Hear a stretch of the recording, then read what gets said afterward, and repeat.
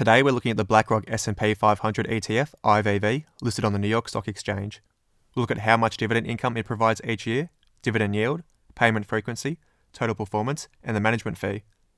IVV is an ETF provided by Blackrock, who own and operate the fund. Blackrock are the ones who own the underlying shares in each of the individual companies. So when we buy shares in the ETF, we buy from Blackrock, who continually issue new units in an open-end fund and not the individual companies inside the ETF. IVV tracks the performance of the SP 500 index before fees, expenses, and tax. The ETF provides low-cost exposure to the SP 500 index and is a widely recognized benchmark of US stock performance that is dominated by the largest US companies in leading industries of the US economy.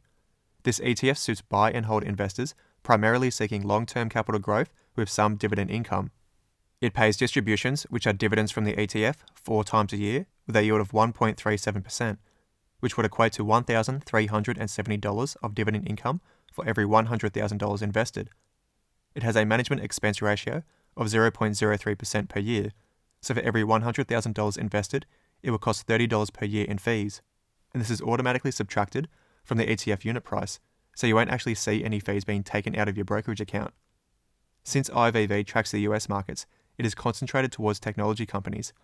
The largest portion of the fund, at 30%, is in technology, followed by financials at 13% and healthcare at 12%.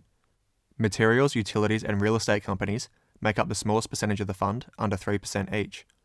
The benefit of investing in the S&P 500 include its historical outperformance long-term over broader indexes and other countries, market breadth covering a wide range of American industries, and instant diversification, reducing the impacts of specific industries or companies. The bulk of the US stock market returns have come from capital gains, and with dividend reinvestments, this leads to larger compounding growth rates over time. Since inception, IVV has had an average annualized return of 7.5%, which includes both capital growth and dividends.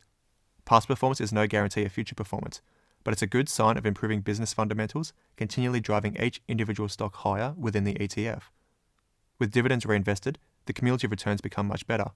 Reinvesting these dividends creates a larger compounding effect, exponentially increasing our returns the longer we have our money in the fund.